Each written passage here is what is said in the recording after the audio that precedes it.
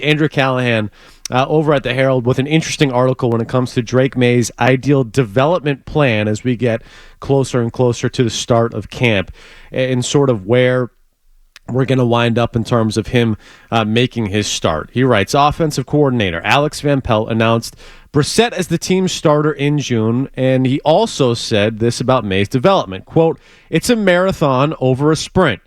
Hashtag athlete. You don't just go out and run a marathon. You have to train properly for a marathon, and it's the same with the quarterback. There's a process, and we follow that process, trust that process. He continues. Now, if Maye proves to be Brissett's equal early in camp, it will be time to divide those starting reps. But in the event Maye and Brissett finish in a dead heat to close camp, that tie should not go to the rookie, as will be the case at every other position. The job should still belong to Brissett because he is here for 3 reasons: to play quarterback, help restore locker room leadership, and take the hits that might ruin Maye's development behind one of the NFL's leakiest offensive lines. For Maye to start week 1, he should need to force Jerod Mayo's hand by blowing Brissett away with a summer that makes clear to everyone watching he's the best quarterback available. Now, I do agree with Callahan that if, obviously, it looks like Drake Maye is far and away the best option at quarterback, that he should ultimately start over Jacoby Brissett. I get that. Part of me also thinks that he should look like far and away the best quarterback in camp over Jacoby Brissett because, Jacoby Brissett isn't actually good at playing quarterback. He's not a good quarterback. He's not. He's an okay quarterback. He's a serviceable backup at times. But if you just took a guy number 3 overall, I would hope that physically he's doing things out in the field that does blow away what Jacoby Brissett is capable of. On top of that, I would also say that with Drake Maye, one of the things I would push back on with Callahan says, and Bertrand's brought this up too, we had Paul Perillo on the show on Friday. And he kind of laid out the case that, like, can you actually, if a quarterback's going to be good, if a quarterback's really going to be good, can you actually ruin that quarterback by playing him too early? He was like, I don't know if you can, and I tend to agree with that. If the kid's going to be good, I think he's going to figure it out regardless if he gets the crap kicked out of him as a rookie or not. I do. And so if he is the best option available and he does look like a clear-cut number 1 starting quarterback and it's not close between him and Brissett, I would want to see him out there.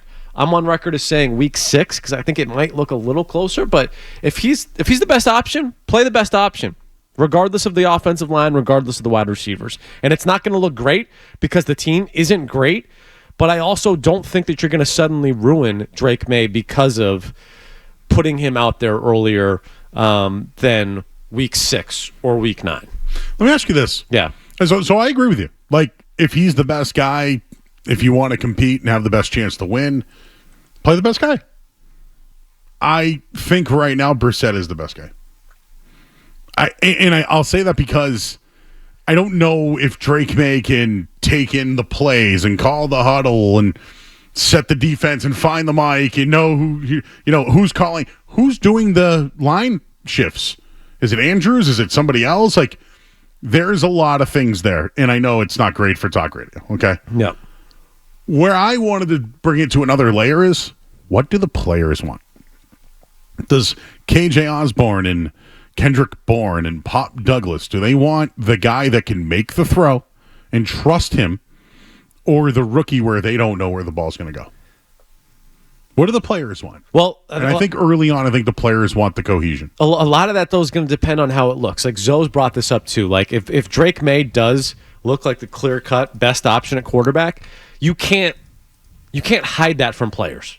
Like, they're going to know, right? So if Drake Maye goes out in camp and is the best option at quarterback, like, there's no explaining away that to players, essentially, is Zoe's take. Let me give you an example. Remember the 2020 year Cam Newton? It was Cam Newton, Jarrett Stidham, and Brian Hoyer. And Hoyer had to start a game because Cam Newton didn't play or whatever. And the offense, the Chiefs game? Yeah, the offense looked the best when Brian Hoyer was the quarterback. Yes, until the 2-minute drill. Yeah. And then he couldn't call timeouts. And then they buried him. Yeah. They buried him. The team looked the best with him. Now, was he the best option? Probably not. And at some point, you had to see what you had instead of. All I'm trying to say is, if the team looks its best with Jacoby Brissett, it's probably what they're going to do. Now, if Drake Maye's in there and airing it out to Jalen Polk and Tyquan Thornton on deep balls and it's working, well, now you got something, right? Yeah. Now it's like, hey, maybe we should loosen this thing up a little bit. Make the protections a little light, right? Have, 3 receivers instead of 4. Like, there's other things you can do. The number one thing the Patriots did last year that drove me nuts was the fact that they had 3 tight ends in the game at one time. How the hell are you supposed to be an athletic team that looks downfield when you have multiple tight ends on the field? That drove me absolutely crazy because Mac Jones couldn't throw downfield. It drove me nuts, and plus they couldn't protect. So when it comes to Drake Maye, they basically have told us, Tim, he's not starting. They want Brissett to groom him. Zappy's probably the next guy if it is not Brissett. They've told us this. So whatever Drake Maye does probably isn't going to change anything. That's how I feel in it. I want it to be different, though. I want Drake Maye to go in there and look like he's got a better arm, understands the offense better, knows how to look at protections, can find other players and give them the ball to let them make moves. I just think Brissett's going to know where everybody is, and it's going to be better for those guys. I don't know if it's better for Juju Smith-Schuster. Yeah. You know what I'm saying? Like, Do you think Juju's going to be on this team?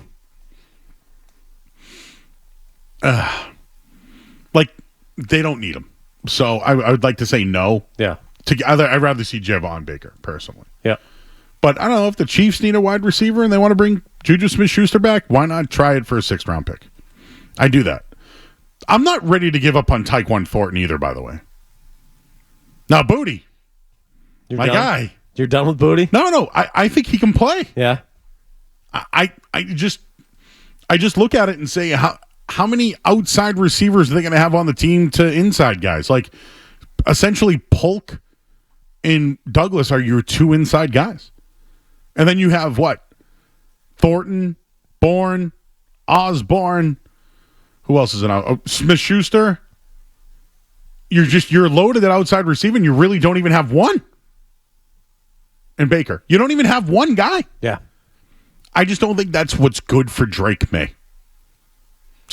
But maybe during camp, he finds one of these guys, they get a rhythm, and things work out. I thought C.J. Stroud looked terrible in the preseason game last year. Agreed. Yeah. By the way, do you know who they're playing this year in the preseason? Bryce Young. They're going to get Kenny Pickett probably from the Eagles. Who's the other preseason game this year? Oh, and Jaden right? Daniels. Yeah. So you're going to see those quarterbacks and Drake Maye, right? You're going to see how Drake Maye matches up against those quarterbacks. And I throw Pickett into the mix because he was a former first-round pick, yeah. Who started in the league. So, if Maye doesn't look better than him or not on path, same path as him, I'd be concerned. So I think Maye's a good quarterback. I do. But I don't see him playing until next year. Or after week 12 of this year.